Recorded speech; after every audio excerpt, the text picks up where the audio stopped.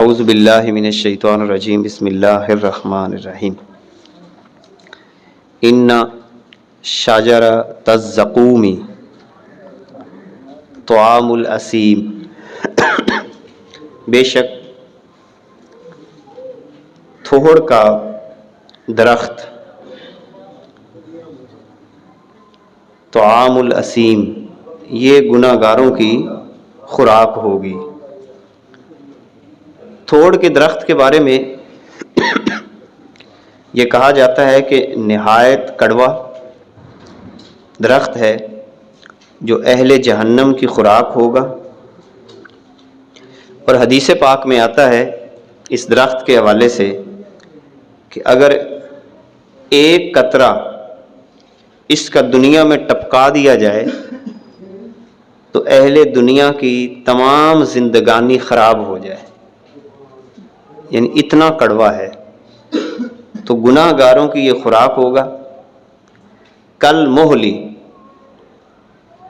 گلے ہوئے تانبے کی طرح، اور خوراک بھی جیسے تانبے کو پگھلا دیا جائے تو جو تانبے کی کیفیت ہوتی ہے اس کی طرح ہوگا۔ یغلی فی البطون، اور پیٹوں میں جوش مارتا ہے، مارے گا۔ یغلی فی البطون یعنی ایسا وہ خوراک کی کیفیت ہوگی پیڑ تھوڑ کے درخت کی، جو کہ جہنمیوں کی خوراک ہے، گناہ گاروں کی معاذ اللہ خوراک ہوگی۔ کغلی الحمیم، اور ایسے ہوگا جیسے کھولتا ہوا پانی۔ خذوہ، اللہ رب العزت فرمائے گا پکڑو اسے، یعنی جہنمی کے بارے میں کہا جائے گا پکڑو اسے۔ فاتلوہ الی سواء الجحیم، اور بھڑکتی ہوئی آگ کی طرف اسے گھسیٹ کر لے جاؤ۔ معاذ اللہ ثم معاذ اللہ، نبی کریم صلی اللہ علیہ وسلم جب اس طرح کی آیات پڑھا کرتے تو آپ اللہ کی بارگاہ میں فوراً توبہ اور استغفار کیا کرتے تھے کہ یا اللہ معاف کر دے، جہنم کی آگ سے بچا لینا۔ حالانکہ حضور علیہ الصلوۃ والسلام تو بخشے ہوئے ہیں، مگر اس کے باوجود بھی نبی کریم صلی اللہ علیہ وسلم کی طبیعت پر ان آیات کو پڑھنے کے بعد ایک رکت طاری ہوتی، اور آقا کریم علیہ الصلوۃ والسلام کی داڑھی مبارک کے جب بال سفید ہوئے کچھ، تو اس وقت اللہ کے نبی صلی اللہ علیہ وسلم نے انہی صورتوں کے بارے میں جن میں جہنم کا ذکر ہے، کائنات کے آقا نے فرمایا کہ ان صورتوں نے مجھے بوڑھا کر دیا ہے، یعنی اس طرح آپ کی طبیعت کے اوپر یہ بات وارد ہوتی۔ یعنی یہ ہوتا ہے خدا کا خوف، اور ہم بے خوف ہو گئے ہیں۔ حضور علیہ الصلوۃ والسلام اللہ تعالیٰ کا خوف اتنا حاوی ہوتا کہ جب نماز کے لیے کھڑے ہوتے تھے تو روایات میں آتا ہے کہ بعض دفعہ آپ کے سینے سے یوں آواز آتی جیسے ہنڈیا ابل رہی ہے، یعنی گڑ گڑاہٹ کی کیفیت، آواز میں لرزہ طاری ہو جانا کہ میں اللہ کی بارگاہ میں کھڑا ہوں۔ یعنی اس انداز میں آپ صلی اللہ علیہ وبارک وسلم اللہ کے حضور پیش ہوتے تھے۔ تو پھر اللہ فرماتا ہے کہ جہنمیوں کو کہا جائے گا کہ پکڑو انہیں، پکڑو اسے اور گھسیٹ کر جہنم کی طرف لے جاؤ، بھڑکتی ہوئی آگ کی طرف۔ ثم صبوا فوق راسہ من عذاب الحمیم، پھر رب ذوالجلال فرمائے گا ثم صبوا، پھر ڈال دو فوق راسہ، اس کے سر کے اوپر، من عذاب الحمیم، کھولتا ہوا پانی، یعنی کھولتا ہوا پانی بھی اس کے سر کے اوپر ڈالا جائے گا۔ اب اللہ فرمائے گا، یہ جملہ دل کے کانوں سے سنیے گا، یہ جو جملہ اگلا آ رہا ہے، جب اس کو پھینکا جائے گا تو اللہ فرمائے گا ذق، ہاں اس کا مطلب ذق، چکھ اب، انک انت العزیز الکریم۔ دنیا میں بڑا معزز بنا پھرتا تھا، دنیا میں انک انت العزیز، یعنی دنیا میں تو بڑا غالب بنا پھرتا تھا، عزت والا بنا پھرتا تھا، معزز بنا پھرتا تھا، اب چکھ اس کا مزہ۔ اب یہ وہ مقام ہے جو ہمارے لیے مقام عبرت ہے کہ اصل عزت دنیا کی عزت نہیں ہے، اصل عزت جو اللہ تعالیٰ قرآن میں فرماتا ہے وہ آخرت کی عزت ہے۔ تو جب اس کو جہنم کی آگ میں پھینک کر اوپر پانی ڈالا جائے گا تو یہ جملہ کہا جائے گا چکھو اب، تو دنیا میں بڑا معزز بنا پھرتا تھا، ان ھذا ما کنتم بہ تمترون، یہ وہ ہے جس کے اندر تم شبہ کیا کرتے تھے کہ پتہ نہیں جہنم ہوگی کہ نہیں ہوگی۔ اب اس کے مقابلے میں اللہ تعالیٰ جنتیوں کے احوال بیان فرما رہا ہے، ان المتقین فی مقام امین، بے شک اللہ سے ڈرنے والے وہ امن کی جگہ پہ ہوں گے، امان والی جگہ پہ ہوں گے جو اللہ سے ڈرنے والے ہیں، فی جنات و عیون، باغات میں ہوں گے اور چشموں میں ہوں گے، یلبسون من سندس، اور پہنیں گے سندس۔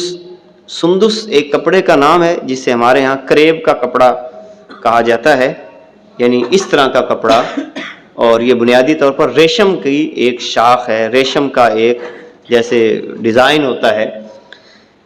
وہ استبرق، اور اسی طرح استبرق بھی ایک کپڑا ہے اور ریشم کی ہی یہ ساری کی ساری کوالٹیز ہیں، یعنی سندس بھی اور کنادیر، ریشم کا باریک اور دبیز لباس۔ اب اس کو یوں سمجھیں کہ جو جنتیوں کا لباس یوں ہوگا کہ جیسے نیچے بھی ریشم ہوگی اور وہ تھوڑی سی دبیز ہوگی، دبیز کا مطلب تھوڑی سی موٹی، یعنی نیچے تھوڑا سا موٹا کپڑا ہوگا اور اوپر باریک طے ہوگی ایک ریشم کی، تو وہ کتنا خوبصورت لگتا ہے کپڑا۔ یعنی جنتیوں کا لباس اس اندر، جیسے آج کے دور میں کچھ شہزادے بعد ایسا لباس پہن لیتے ہیں، وہ تو دنیا کا ہے، مگر استبرق کہتے ہیں جو دبیز ہو، تھوڑا سا موٹا ہو، تو نیچے بھی ریشم موٹا ہوگا اور اوپر سندس ہوگا۔ سندس کیا ہے؟ جو باریک ہوگا، اوپر باریک طے ہوگی، یہ جنتیوں کا لباس ہوگا۔ متقابلین، اور آمنے سامنے بیٹھے ہوں گے اور گپ شپ لگا رہے ہوں گے جنتی۔ متقابلین، جیسے بندہ ایک خوشگوار موڈ میں بیٹھتا ہے تو اس انداز کے ساتھ بیٹھیں گے۔ کذالک، اسی طرح، وزوجناہم بحور عین، ہم نے انہیں نکاح میں دے دیا بحور عین، ایسی حور جو سیاہ آنکھوں والی اور بڑی آنکھوں والی ہوگی، یدعون فیہا بکل فاکہہ، اور وہ ہر قسم کا میوہ مانگیں گے اللہ سے، ہر قسم کا میوہ مانگیں گے، آمینین، اور مانگتے ہوئے کوئی خوف بھی نہیں ہوگا۔ جیسے بندہ بغیر ہچکچاہٹ کے مانگتا ہے کہ جیسے اپنے گھر میں آ گیا اور وافر مقدار میں چیز پڑی ہے، فلاں بھی لے آؤ، فلاں بھی لے آؤ، فلاں بھی لے آؤ، یعنی دل میں یہ خوف نہیں ہوگا کہ چیز ختم ہو جائے گی یا اللہ ڈانٹے گا۔ بغیر کسی خوف کے وہ اللہ تعالیٰ سے مانگے گا، اے اللہ فلاں پھل کھلا دے، ہر قسم کا پھل مانگیں گے۔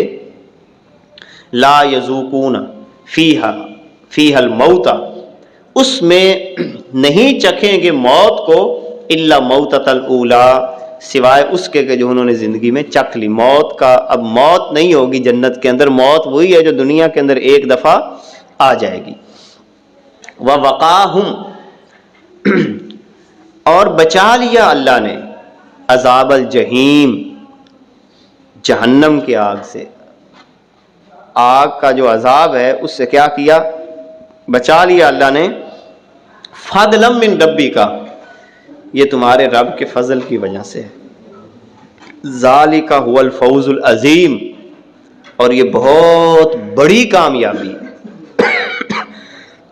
اصل کامیابی کیا ہے؟ یہ کامیابی ہے جو اللہ تعالیٰ قیامت کے دن عطا فرمائے گا۔ اب آخر میں اللہ تعالیٰ ایک بات بڑی اہم فرما رہا ہے اس سورت کے قرآن مقدس کے حوالے سے، فَإِنَّمَا يَسَّرْنَاهُ بِلِسَانِكَ، اے محبوب ہم نے اس قرآن کو آسان بنا دیا، بِلِسَانِكَ، تیری زبان کے صدقے، بِلِسَانِكَ، فَإِنَّمَا يَسَّرْنَاهُ، ہم نے اس قرآن کو تیری زبان میں، کاف مخاطب واحد کا صیغہ ہے، یعنی اگر آج قرآن آسان ہے، قرآن لذت فراہم کر رہا ہے، تو یہ حضور کی زبان کا صدقہ ہے کہ آپ کی زبان کے ساتھ ہم نے اس کو کیا کر دیا، چونکہ آپ نے پڑھا تو لوگوں کی زبان کے اوپر بھی اس کو کیا کر دیا، آسان کر دیا۔ کیوں؟ لعلہم یتذکرون، تاکہ وہ نصیحت حاصل کریں۔ اب اس کا مطلب یہاں پر یہ عذر ختم ہو گیا جو یہ کہے کہ مجھے قرآن مشکل لگتا ہے۔ اصل میں یہ عذر ختم ہو رہا ہے، یہ عذر ختم ہے کہ ایک بندہ کہے کہ نہیں مجھے قرآن سمجھ نہیں آتا، یا کیونکہ اللہ قرآن میں یہ باقاعدہ فرما رہا ہے جو سمجھنے کے لیے تیار ہیں ہم اس کے لیے قرآن ویسے ہی آسان کر دیتے، اور جو سمجھنا ہی نہیں چاہتا اس کے لیے مشکل ہی مشکل۔ آج کے دیکھیں نا دور میں، جی کیسے قرآن سمجھیں گے، وقت نہیں ہے، فلاں نہیں ہے، وہ نہیں، ہیلے بہانے جو بنائے گا اس کو تو بالکل سمجھ نہیں آئے گا نا۔